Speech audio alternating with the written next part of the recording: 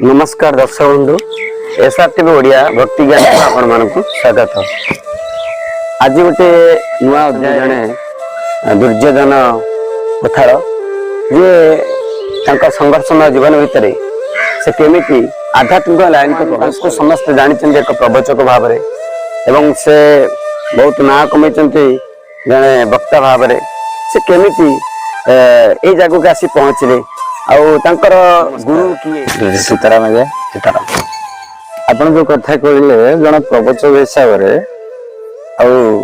जड़े उच्च कोटर लोकलोचन को आसवा सेटा आज्ञा भूल कथा आपण मान आगे सर्वप्रथम मो अंतर गभीरता श्रद्धांजलि जन प्रणाम भूमिष्ठ जनाऊँगी मुझे मुंडे की आइसक्रीम बिकुवा आ 3 टंका 8 टा चंदा दे पारु नथिबा स्कूल को जाउथुआ फटा पेंट पिंधिथिबा से दिरिज आ भगवान कर कोन अशेष करुणा हबारु म आइसक्रीम नै कि जाए जोठी अष्टपरी हुए से आइसक्रीम पेटी डेरी देकी तांको संगे टिके भजन कीर्तन करे आ सेमान भी मध्य मते कहंती तुम आइसक्रीम रो मूल्यांकन आमे देई दउ तमे हम संगे प्रवचन म आपन केतरे परिचय देई परिबिनी मोटे प्रवचक हाँ प्रथम जतले स्कूल कैरियर रे म पाठ पढुथली मात्र 3 टंका 8 टा चांदा दे पारलिनी गोटे फटा पेंट पिंधिकी जाइए मो गुरुजी फकीर सार दयापूर्वक मत से 3 टंका 8 टा 1.5 टंका मिसई पुथार गोटे पेंट किणदेवे आती मोर पाठ पढ़ा प्रथम गुरु आपंकर फकीर सार आपंकर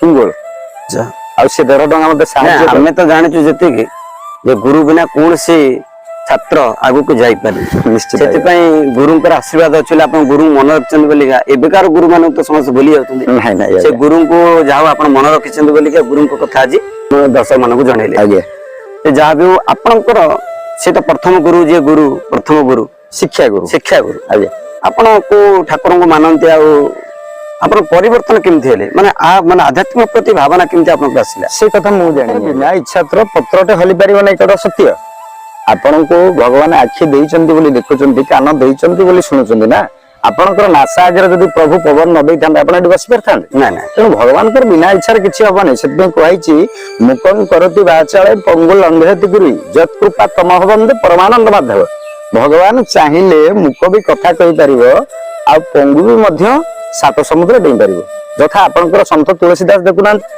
जेते बेले 1454 मसीह से जन्म ग्रहण कले जन्म ग्रहण हो का पिला कांदे किंतु से अद्भुत प्रकार पिला कांदिबा परिवर्ते पूरा राम राम राम राम कहले एवं जन्म हवा पर भी 5 वर्षर पिला भली आसी देखिले आ जन्म समय गोटे अद्भुत प्रकार गोटे शंखध्वनि आविष्कार है जो कि धाई माने थिले जो स्त्री लोक माने थिले प्रसव कालीन रे से माने भयर धाई पड़ेले एवं ताको समस्त प्रचार करदेले संत तुलसीदास तांका ना आगु सेया नथिला आ अशुभ संतान बोली कहि ता घुणा कले एवं राति राति मध्य काले से पिलाटा मरीजे बोली माँ तांको गोटे चाकराणी गोटे दासी कतरे छाड़देले आ दासी ताको नै राति गोटाके पळेले तांका सासु घर एवं 2 दिन पर तांका मां घर देहटा गला आ देहटा जते हेगला 5 वर्ष पर्यंत दासी जते ताको पाळीचंती दासी की मध्य साप कामुड़िला जते राजा कान को गला हे राजा तुम पिला न थगला तुमको नै जा एवं राजा कोन उत्तर देले जानिचंदी जो पिला जन्म हो जन्मदाता ना को खाइला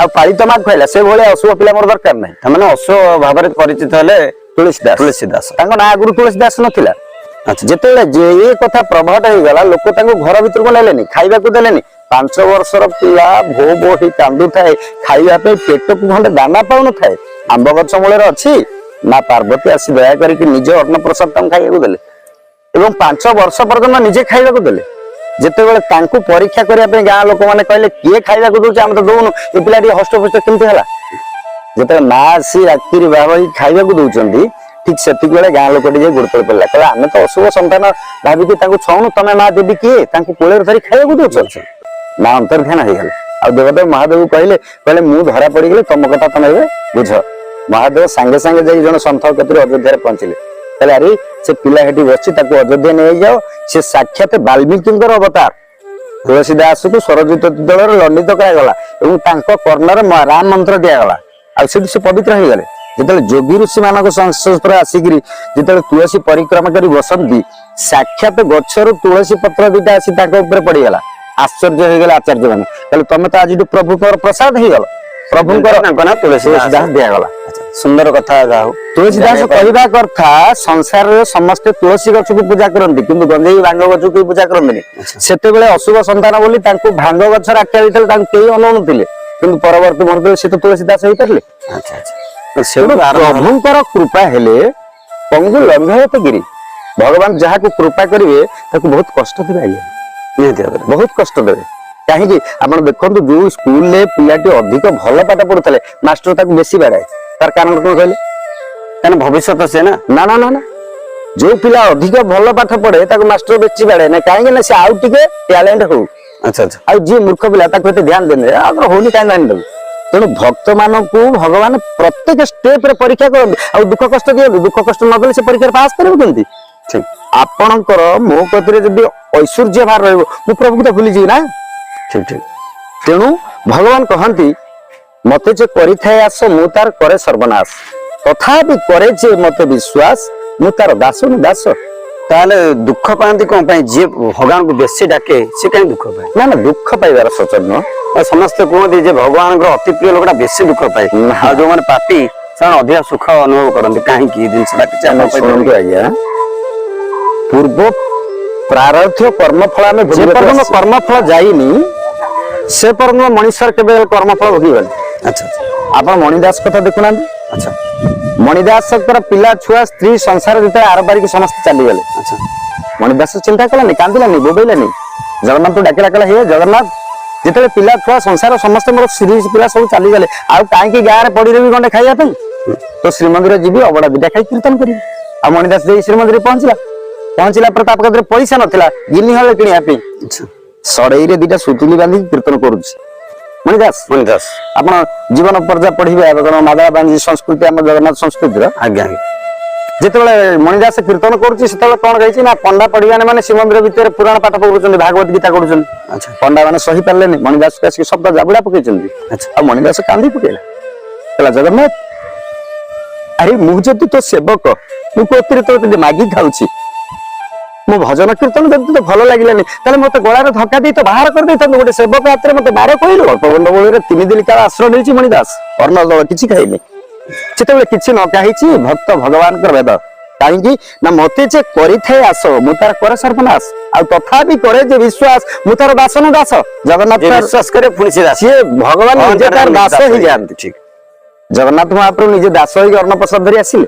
कलारे मणिदास खाइ दे तू किए ना सी जगन्नाथ सेवक मु कुआड़े आसु ना जगन्नाथ पठेई तो कति खाद्य पाई मणिदास कौन कहले जानछ कहला जा जा तो जगन्नाथ कहि दउ तू जगन्नाथ रे एपर्यंत फुटाणी गलानी अरे खाइबा को दबा कथा जदी निजे आसिलानी गोटे पर हाथ रे खाइबा पठेई मु खाइबनी निजे दे दउ भगवान निजे आविर्भाव वाले ब्राह्मण रूप जगन्नाथ रूप को आसिले कहला रे मणिदास आखि खोली देख मु से जगन्नाथ हाथ जोड़ी देला जगन्नाथ कतिरे मणिदास कहला प्रभु मु पूरा 3 दिन हेला तो भजन करनी आ भोजन केमति करबी कह प्रभु एपर्यंत तो भजन करि सारिबा न करी कि मु केबे भोजन करिछि आज तो भजन करी तापर भोजन भक्त भगवान को अपूर्व मिला तो भक्त को प्रति रे भगवान सब बेले परीक्षा करନ୍ତି कारण मु आपन को कहली को पिलाटा अधिका जदी भल पाठ पढुताए मास्टर ताको बेसी बाडे कारण आउ टिके टैलेंट होला पई अच्छा हमें टिके आपन पाखरु कि जे हरि नाम टिके भगवान कर जोटा आपन अति प्रिय मंत्र हो किंबा कौन से भजन हो पद्धति आपन को टी गाइबे हम टी ओम ह्रीं क्लीं श्रीं ओम शांति प्रशांति सर्व जन वशी मनाय ओम ह्रीं क्लीं श्रीं ओम शांति प्रशांति सर्व जन वशी मनाय ओम ह्रीं क्लीं श्रीं ओम शांति प्रशांति सर्व जन वशी मनाय संत तुलसीदास रामचरित ग्रंथ देखु सी प्रथम मुख छंदे कहते मुझ तृतीय जुगर राम कथा कहनी तृतीय जुगर रावण कथा कहनी तृतीय जुगर सीता कथा कहनी तृतीय विभीषण कथा कहनी सुपर्णका कथा कहनी मु कौन कही ना कली जुगर कथा कही अच्छा कौन कही ना कली जुगर लोक केमती मुक्ति पाइबे केमती श्रृंखलित हो चलिए केमिति परस्पर सहित संपर्क रखिबे केमिति चलिबे सेही कथा को मु कहिछि तांको प्रथम रामचरित मुख छंदर कहले कोन कहले ना निज मन मुकुर सुधार अर्थात मुकुर कहले निज आईना देखिबा पे समस्त भल पान अच्छा आपण भल पान ना ସମସ୍ତେ ଭଲ ପାଆନ୍ତି। ବୁଢାଠୁ ପିଲା ପର୍ଯ୍ୟନ୍ତ ଛୋଟ ପିଲାଠୁ ବୟସ୍କ ପର୍ଯ୍ୟନ୍ତ ସମସ୍ତେ ଅଇନା ଦେଖିବା ପାଇଁ ଭଲ ପାଆନ୍ତି। ନିହାତି ଆପଣ ହନୁମାନ ଚାଳିଶା ପଢନ୍ତି ନା?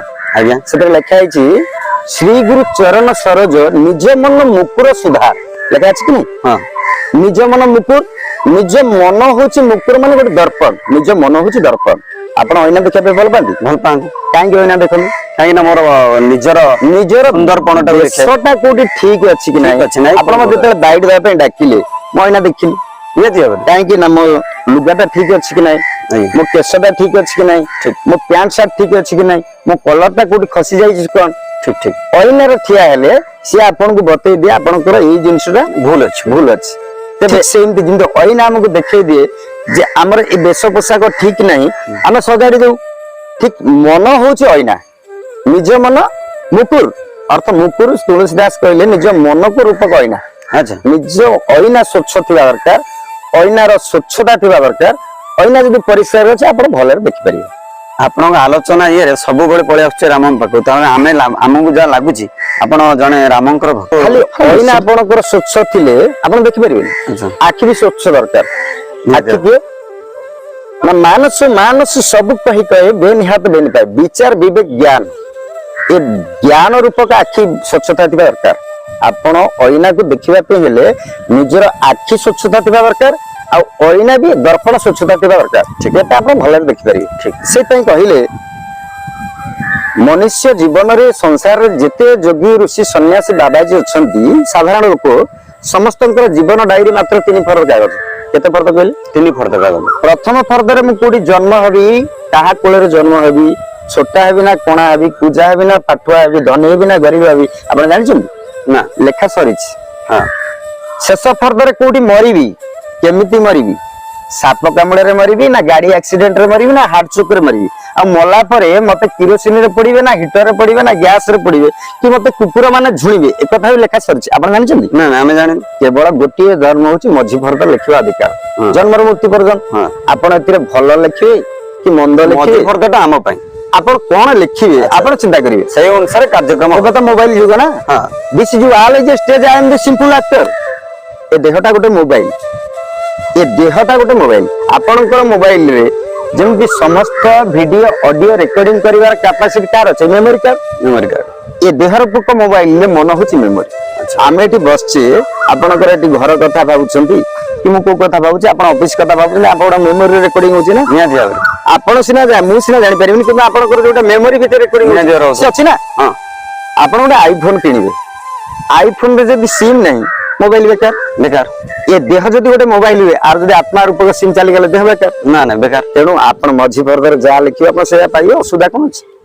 ଆପଣ ରାମ ଭକ୍ତ ହୁଅନ୍ତୁ, କୃଷ୍ଣ ଭକ୍ତ ହୁଅନ୍ତୁ, ଶିବ ଭକ୍ତ ହୁଅନ୍ତୁ, ଆପଣଙ୍କର ଯୋଉ ମେମୋରି କାର୍ଡ ମଝି ଫର୍ଦ୍ଦରେ ଯାହା ଲେଖିଥିବେ ସେଇଆ ଆପଣ ପାଇବେ। ଏଥିରେ ତେଳେ ମାତ୍ର ସନ୍ଦେହ ନାହିଁ। ଯାହା ଆପଣଙ୍କ ସହିତ ଆମର ଏଇ ଭକ୍ତି ଚ୍ୟାନେଲ ଦ୍ୱାରା ଆମେ କିଛି ଜାଣିବାକୁ ପାଇଲୁ, ଆଉ ଦର୍ଶକ ବନ୍ଧୁ ମଧ୍ୟ କିଛି ଜାଣିବାକୁ ପାଇଲେ ଯେ ଭକ୍ତି ଜ୍ଞାନ ବିଷୟରେ ଆପଣ କହିଲେ 3 ଫର୍ଦ୍ଦ କାଗଜ ମଣିଷର ମେମୋରି ବିଷୟରେ କିଛି କହିଲେ, ଯୋଉଟା କି ଆମର କଣ ଆମେ ସବୁ ନିଜେ ଭାବୁଛ, ଭାବନାର ଚେତନା ସବୁ ଆମର ମେମୋରି ଭିତରେ ରୁହେ ବୋଲି ଆପଣ କହିଲେ।